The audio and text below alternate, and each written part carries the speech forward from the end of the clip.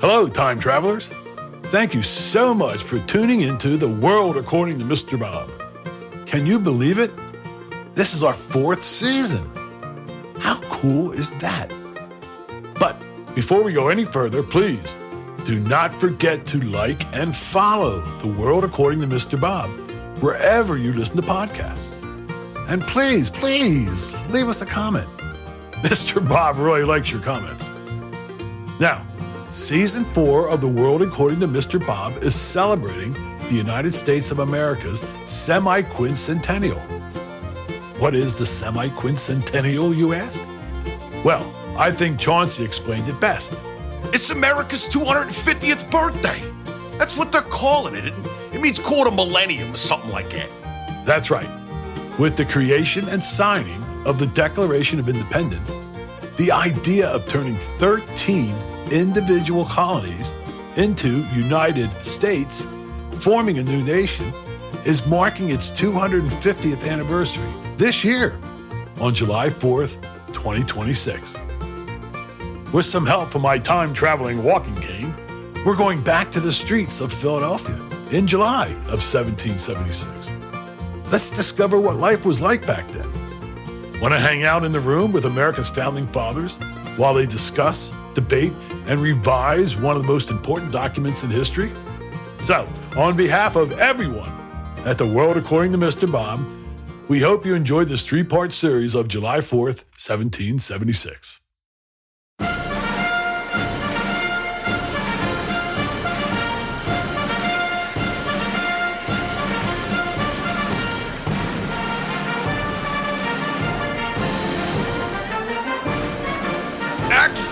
Extra! Read all about it! The Pennsylvania Gazette is back! How about you, man? You want a copy? And how about you, sir? What do you know about the Gazette? Extra! The Pennsylvania Gazette is back! Read it now! Hey, Chauncey, thanks so much for hawking my paper. Oh, my pleasure, Mr. Bob, no problem. And congratulations on reviving the Pennsylvania Gazette newspaper. What a cool endeavor you've accomplished. But Mr. Bob, why did you do it? Thanks, Chauncey. It's been a lot of hard work getting this paper to print. I hope people enjoy it. Are you kidding? I think I sold half this stack so far. It's selling like hotcakes. That's fantastic. Keep up the good work, Chauncey. I'm off to do some reporting for the next edition. You got any good ideas? Yeah, I actually do. What's the Gazette gonna do for the Semiquincentennial? Semiquincentennial what? The Semiquincentennial. You've heard of it, right? Haven't you, Mr. Bob? No. What is it? Are you sure you want to run a newspaper? Ha, Chauncey. It's America's 250th birthday. That's what they're calling it. It means quarter millennium or something like that. Oh, right. I had forgotten about that. Mr. Bob, come on. We're from Philadelphia, the birthplace of America. You gotta write about what's going on in Philly in 1776. That's where it all went down. Wow, that's a great idea, Chauncey. I could use my time-traveling cane to go back to the actual signing of the Declaration of Independence. Keep that cane away from me this time. I could go back and talk to Ben Franklin, Thomas Jefferson, John Adams. Hancock. Oh, don't forget, John Hancock, he signed the Declaration the largest. He sure did. I could travel back to Philadelphia the week of July 4th, 1776, and interview all the founding fathers of America. They'll all be there in Philadelphia for voting and the signing. How amazing would that be? Yeah, wow, Mr. Bob, that does sound great, but don't forget about us working guys and gals. There was more than just founding fathers in 1776. Good point. I could talk to blacksmiths, the dock workers, tavern bartenders, get their points of view of what was going on. Thanks for the advice, Chauncey. Don't mention it. You sure you don't want to go back with me? No. Keep that thing away from me. I'm gonna go back and sell your papers now. Okay, Chauncey. I have my assignment now. Good luck to you, Mr. Bob. Extra, extra! Read all about it! The Pennsylvania Gazette is back! Read all about it!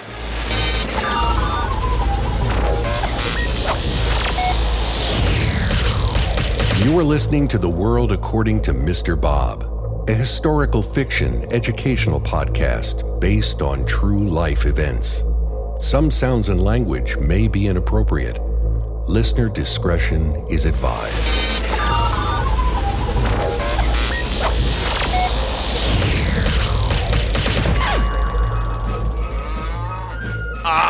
No!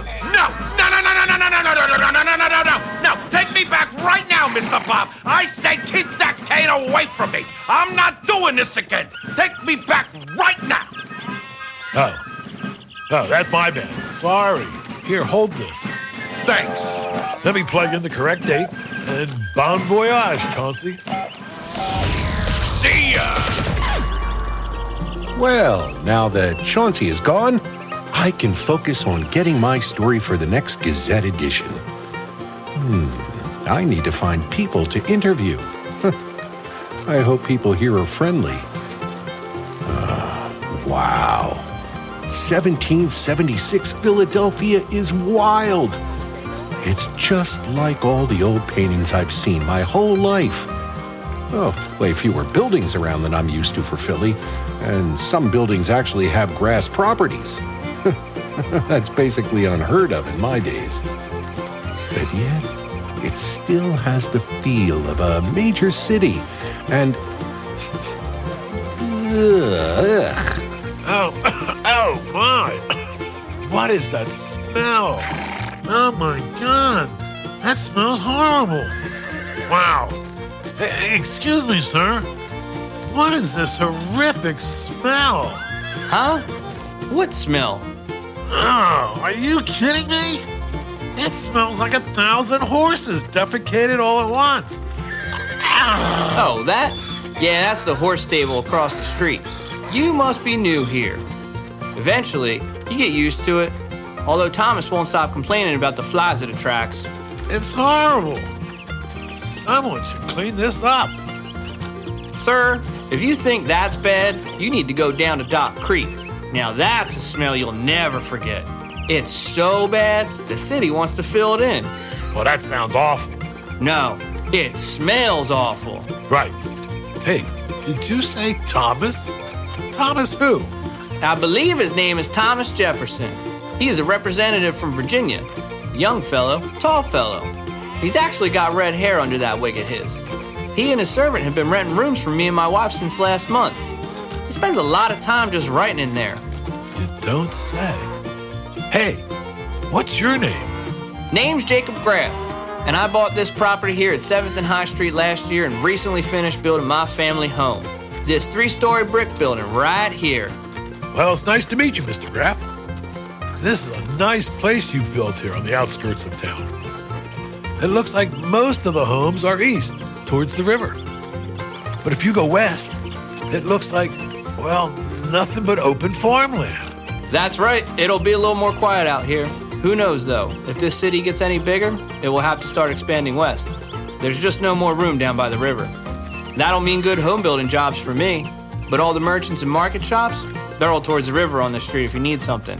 In fact, there's talks that the city wants to rename this road from High Street to Market Street. We'll see. Jacob! What's a synonym for the word freedom? Oh, never mind. I got it. Damn, these damn flies are everywhere. See what I mean? Did Thomas happen to mention what he's writing while he's been staying at your house? He said it was some kind of letter to King George of England or something. Crazy if you ask me. But I'm just a bricklayer, what do I know? How do you even get a letter to a king anyways? I thought he told me that he finished it. They had a vote on it yesterday. Not sure what he's doing. Oh well. Wait, what is today's date? You sure do have a lot of questions, mister. You gonna ask me what I had for breakfast next?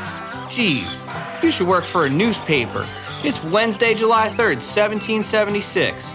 Oh my God, I'm just in time. Oh, I'm sorry, Mr. Graff. I just have a lot on my mind right now. But I'd like to know, what's Jefferson doing in there?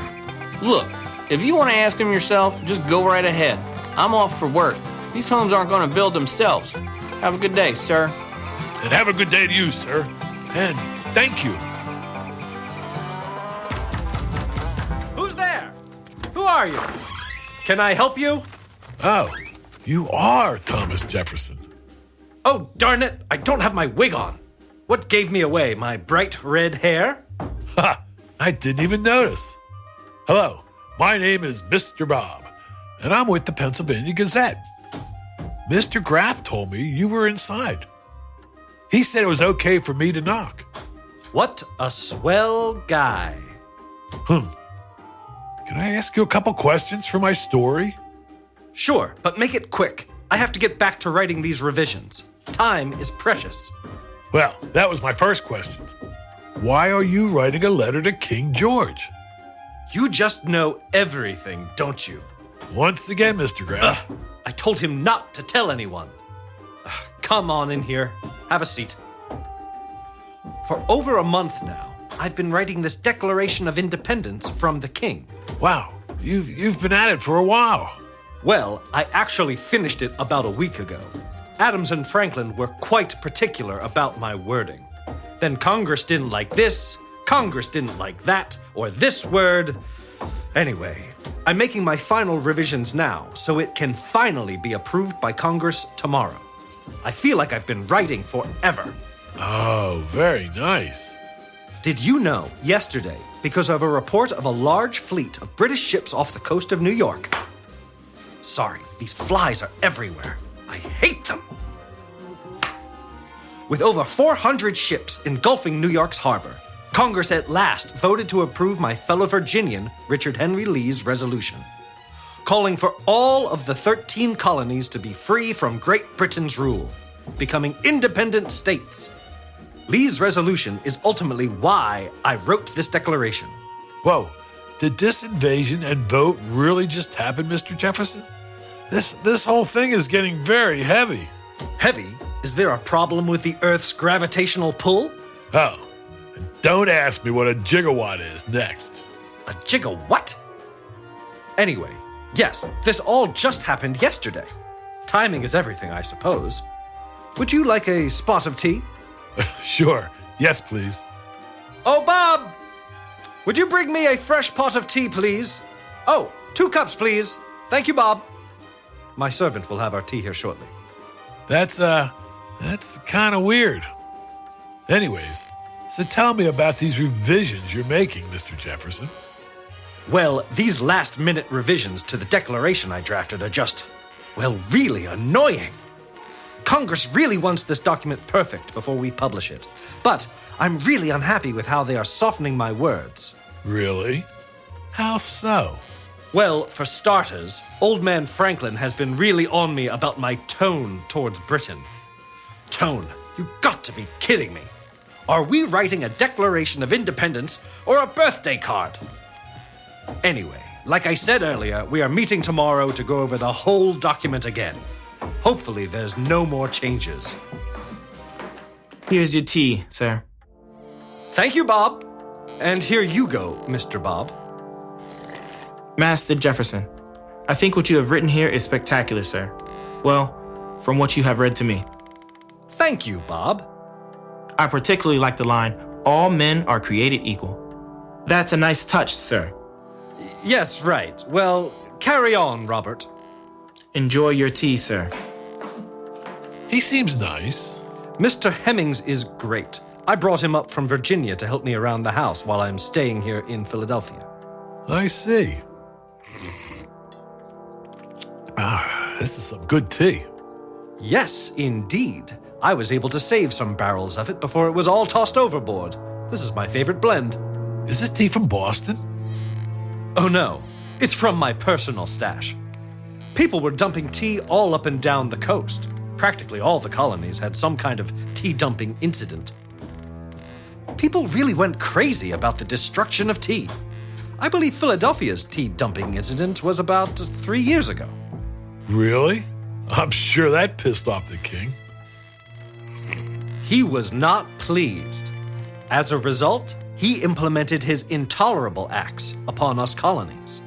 It's really the reason why we are here today.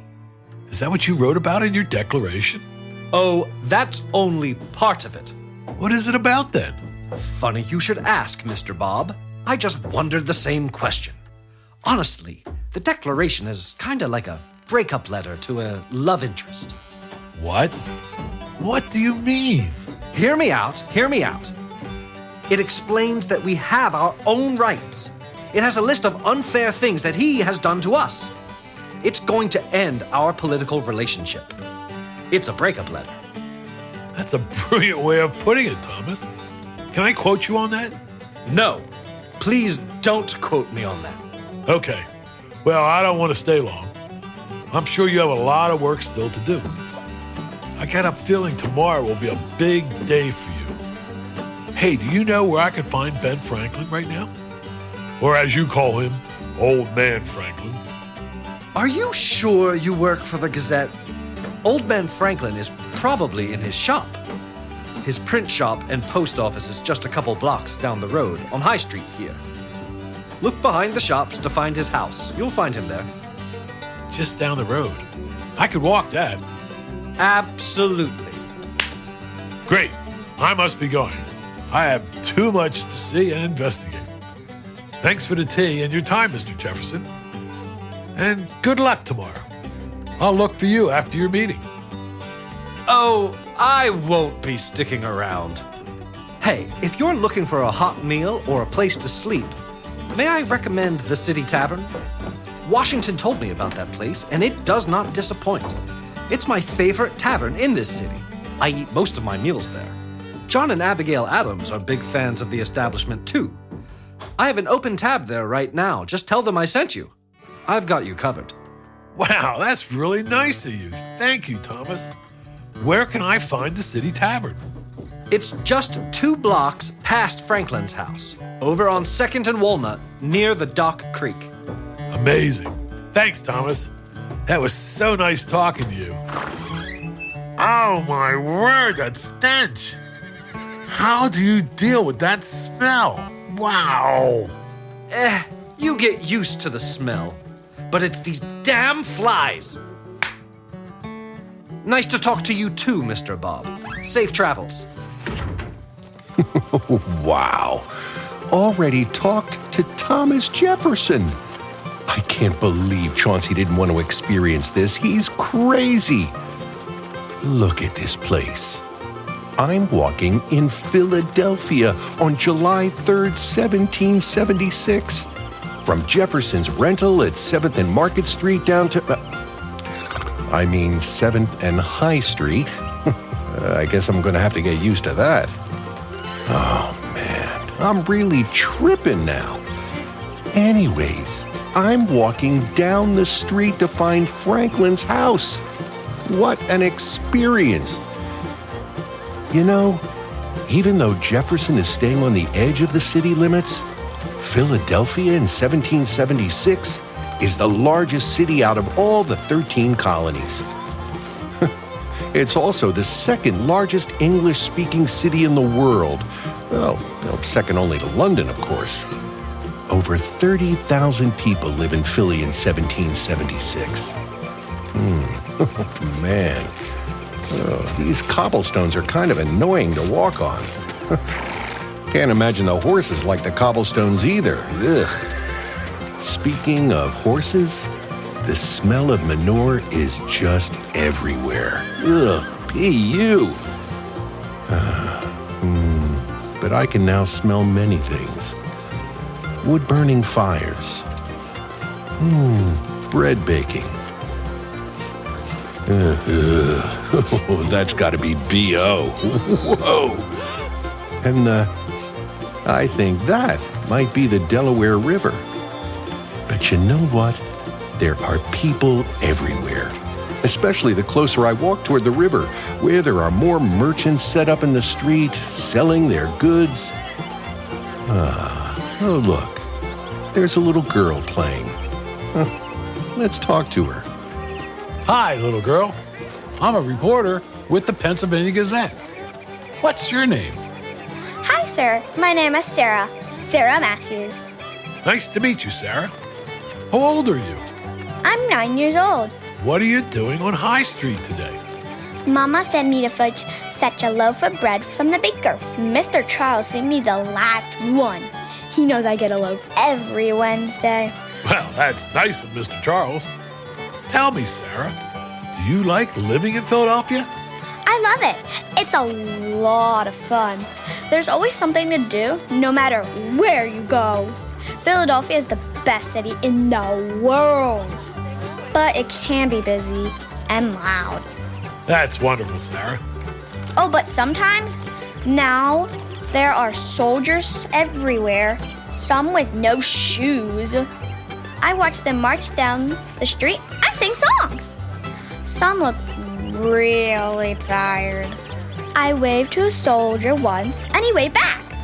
Then another soldier gave me a button from his coat. Look! That's a nice keepsake. Lucky you. Do you know why the soldiers are here? To fight the king, mister. Papa says they're making all of the land free. Mama says it's dangerous to talk, and I shouldn't repeat it. But everybody does.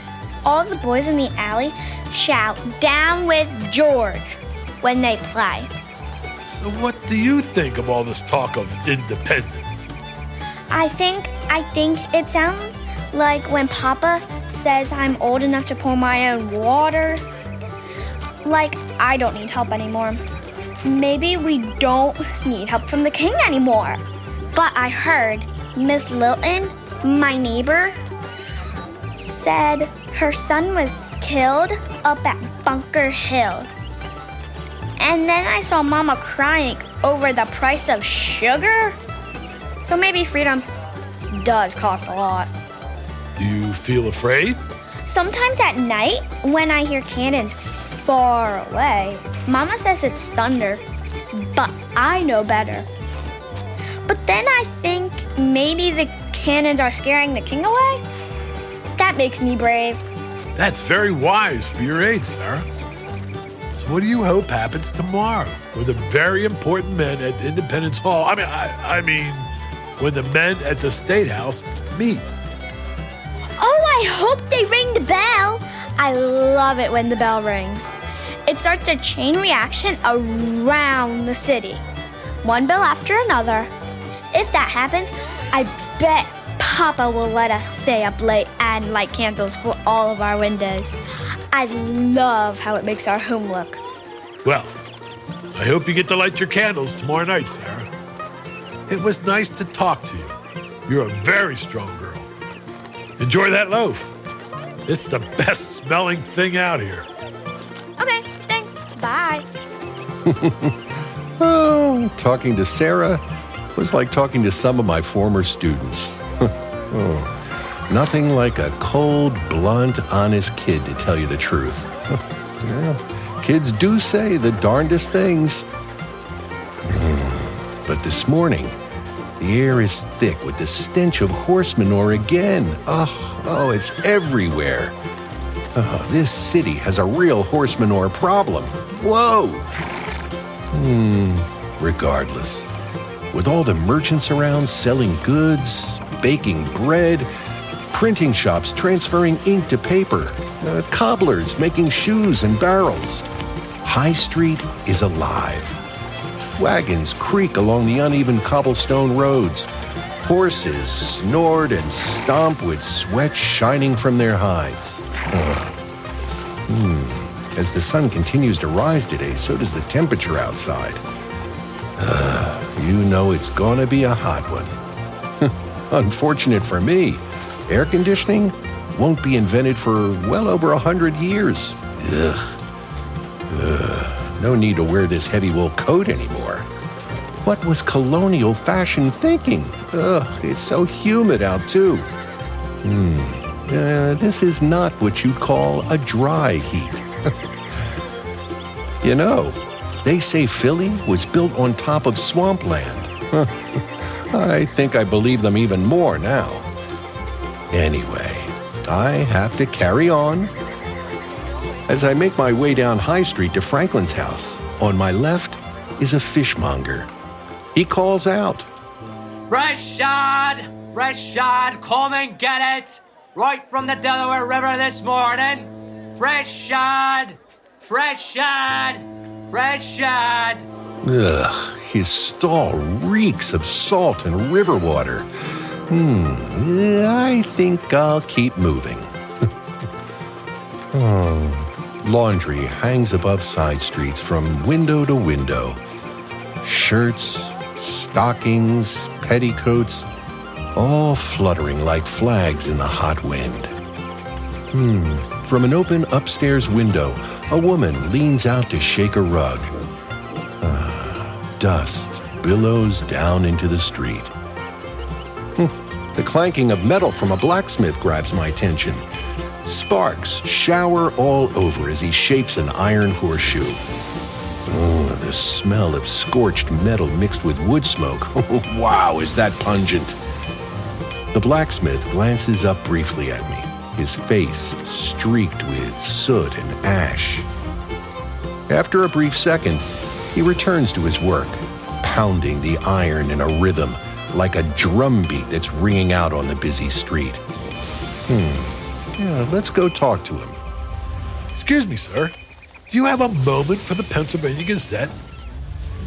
Aye, sure thing. But you better make it quick. I'm forging iron here. Duly noted. I won't waste your time. May I ask your name for my reporting? Aye, the name's Thomas Passmore.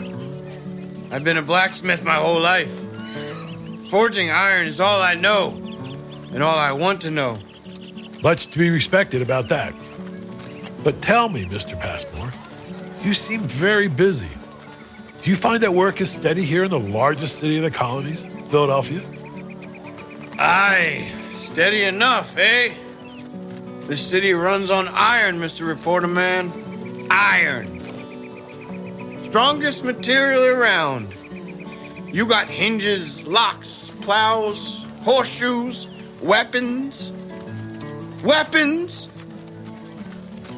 But truth be told, more men ask for musket parts these days than ever before. Bayonets, too. I never thought I'd see the day when my hammer and anvil would be asked to feed more war than horses. Does that trouble you? You must have noticed all the soldiers around the city by now. Aye, those soldiers are good guys. They're good guys. But, hey, it troubles me. It troubles me. I swore an oath before God to work honest, and there's honesty in a good shoe for a farmer's mule. But when a lad, no older than my own boy, brings me a musket and asks, "Please, sir, can you fix the lock so it'll fire straight right at a redcoat?" What am I to do? Turn him away? No, I mend it. I fix his musket, but I pray he never has cause to use that musket. Most definitely. But tell me, Mr. Passmore, what about all this talk of independence? Are you hopeful? Aye. Hopeful, yes, but hope does not mend roofs or fill bellies. If we win, perhaps my children will live in a land where no king claims their sweat. But if we lose, God help us all. The crown will show no mercy. So, hey, I am hopeful, but very wary. Thank you for your time, Mr. Passmore. I appreciate your honesty. Hey, do you know where Ben Franklin's house is? Aye. His post office and print shop are right there. His home was behind the shops, through that passageway. Aye. You sure you work for the Gazette? Right there? Oh, of course. I knew that. Thanks. You can go back to forging your iron now. Aye. Thank you, Mr. Reporter Man. Stay safe out there. Yep, there's his post office and print shop right across the street. Be Free Franklin, it says above the doorway. Sometimes you just need to open your eyes, Bob. Well, I came all this way. Let's go in. Deborah, can you get the door? Oh my, I can't believe I still do that. Hold on, be right there. Dang fangled lock. I'm sorry, sir, but the post office is closed for the day. You'll have to come back tomorrow. No. I don't need to mail anything. I'm a reporter with the Pennsylvania Gazette. Are you Ben Franklin? Huh? Are you serious? Who'll let anyone be a reporter these days? Are you sure you work for the Gazette? Well, yes, I do. Ha! Yes! I am Ben Franklin! What is your name? You seem familiar. Have we met before? Maybe. Probably years ago. My name is Mr. Bob. Well, what can I do for you, Mr. Bob? Well, I was wondering if I could ask you a couple questions, Mr. Franklin. It's for a very special edition coming out soon. Do you mind if I quote you? Sure, I'd love to help out my former paper. But I'll tell you what, I'm on my way to the city tavern right now. I'm meeting Adams for supper. Let's go. I'm sure others will be there. You can ask me your questions as we walk over. All right, let's go. Hey, Billy. Looking good. Feeling good, Ben. The locals love me here. Oh, Mr. Franklin! Mr. Franklin, please free us from the king's control. Please, Mr. Franklin. I will do everything within my power, ma'am. I promise you that. Please, sir. Please free us, sir. Please don't walk away. Please free us, sir. Please free us. What can I say? The people here in Philadelphia are passionate, and they all know what's going on here tomorrow. They're informed. They sure are. So what do you make of the momentous day tomorrow, Mr. Franklin? Tomorrow may prove decisive, but I'll tell you this. We have tried petitions, and we have tried reason, and we have tried patience. None of those have been accepted in London. So now we must try liberty. But what about the risks? Many say rebellion could bring ruins. Indeed. That is why we must stick together. These risks are the cost of freedom. But dependence from Britain has already cost us far too much. Our trade, our rights, our dignity. I prefer danger with liberty to safety with chains. Are the colonies truly united? Or do you fear divisions will undo tomorrow's vote? Sir, union is not a gift bestowed by angels. It is hammered out like horseshoes with hot tempers and sparks flying. Yet, when the iron cools, it is strong. We are 13 clocks, and they may not all strike at the same moment, but strike. Strike they shall. What would you say to those Pennsylvanians or colonists who believe reconciliation with Britain is still possible? Reconciliation? That horse has been whipped to the bone and still refuses to move. Britain sends us soldiers instead of sympathy, taxes instead of trade, insults instead of justice. A man may forgive an injury to himself, but can he forgive one done to his children? I think not. Mr. Franklin, you have served as postmaster for these colonies and now overall for this Congress. How important is the post at this hour? Essential. A nation without reliable communication is but a body without veins. Letters are our lifeline, and the post office is as fragile as a piece of thread. Without it, the garment of this country will unravel. Congress needs the news. Merchants need accounts for deposits. And mothers need word of their sons in camp. The post office is the Republic's nervous system. Sever it, and the body dies. Jeez, Ben. When you put it like that... Congress could not stand a week without couriers, carrying intelligence all the way from Massachusetts to the Carolinas. That is why we labored so hard to mend the postal roads and shorten the timetables of delivery. Cannonballs may win battles, but paper and ink win nations. Do you believe your postal labors prepared you for this moment? Indeed, a postmaster learns patience, for the stagecoach is always late. Prudence, for letters may hold secrets, and perseverance, for roads are poor and rivers may be swollen. These are the same qualities as a statesman must carry into Congress. Good point, Mr. Franklin. But do you believe foreign aid from France will be necessary for our survival? Powder for our rifles is our breath for liberty. And we have not enough to fill a musket. So, yes, we must seek our friends from France. Kings love nothing more than to see another king humbled. If we prove we can stand, then France will clap her hands. If we falter, then they will shrug their shoulders. This is all fantastic stuff for my story, Mr. Franklin. Thank you. But let's get serious for a second. What warning or advice would you give to future citizens of this land? You want to get serious? Okay. Beware of idleness and pride. Nations, like men, are undone by vanity and sloth.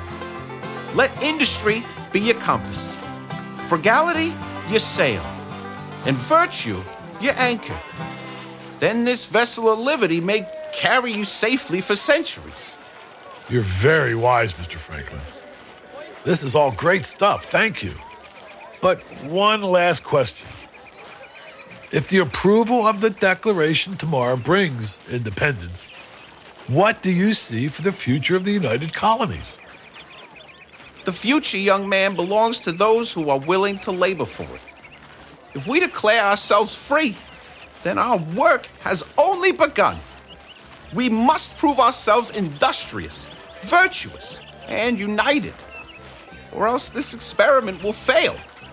Remember, revolutions are not won in a day, but in a generation.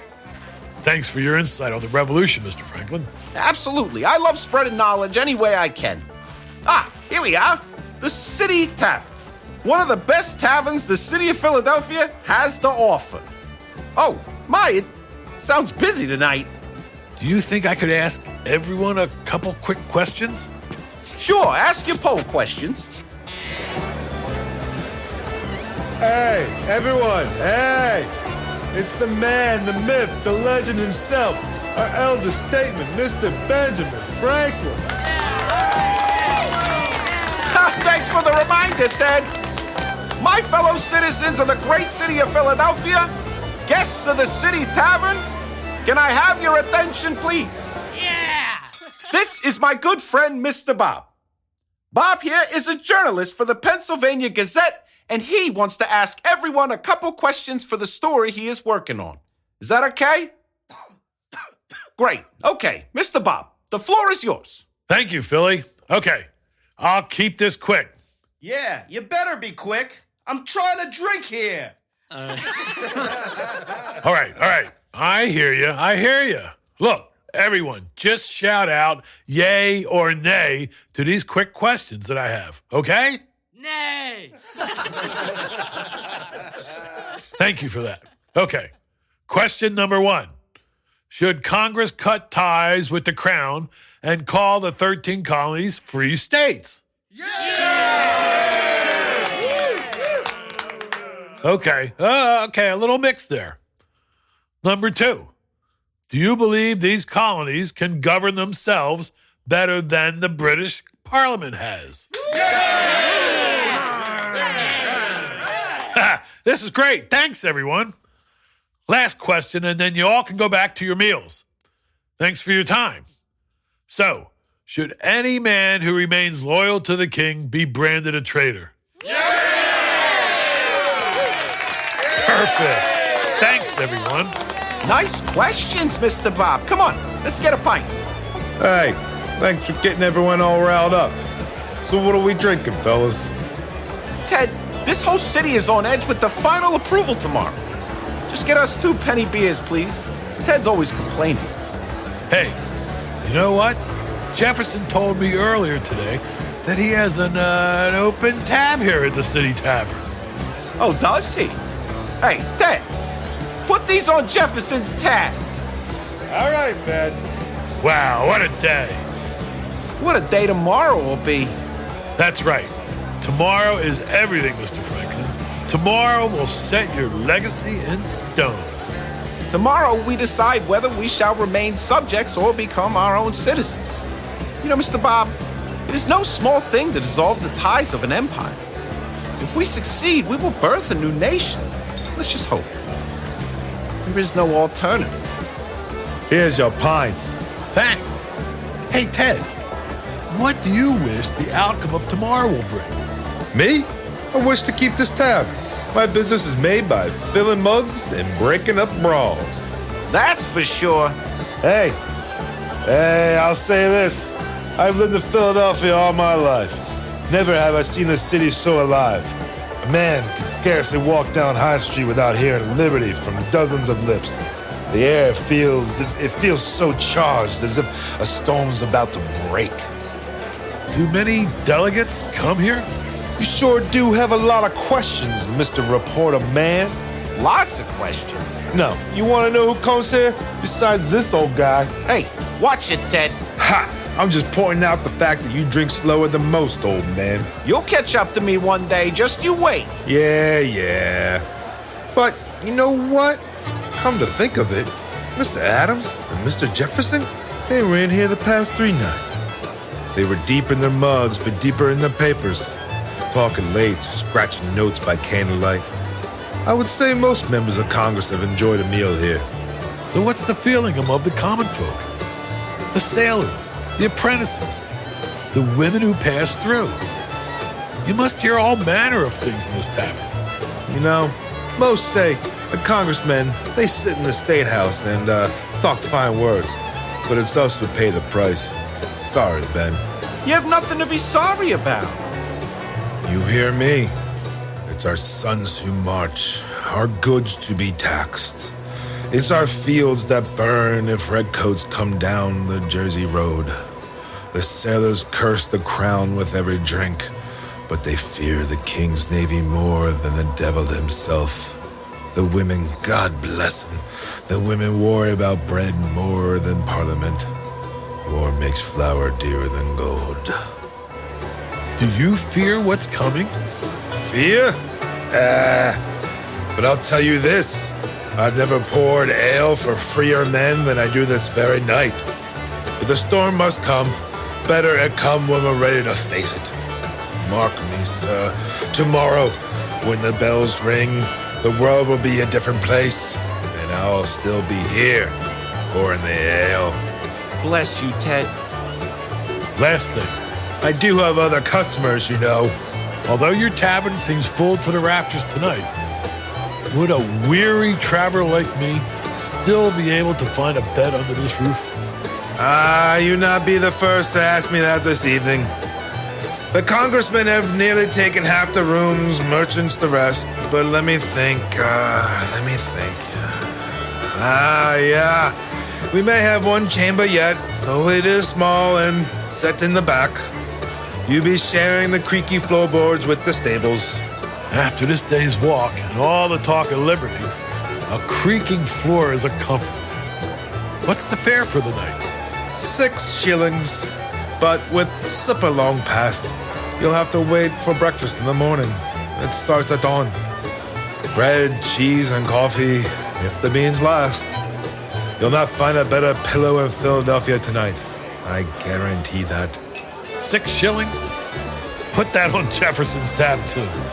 And I'll gladly take the coffee come morning. Ha! Done. Mind the stairs, will ya? They're growing worse than old man Franklin's knees. Not or two. I doubt that. Well, thanks for the pint. I'm off to my room. Tomorrow is another long day. Yes, I should get home. I need my shut-eye. Thanks, Ted. I'll see you later, old man. See you, Ben. I'll try and find you tomorrow.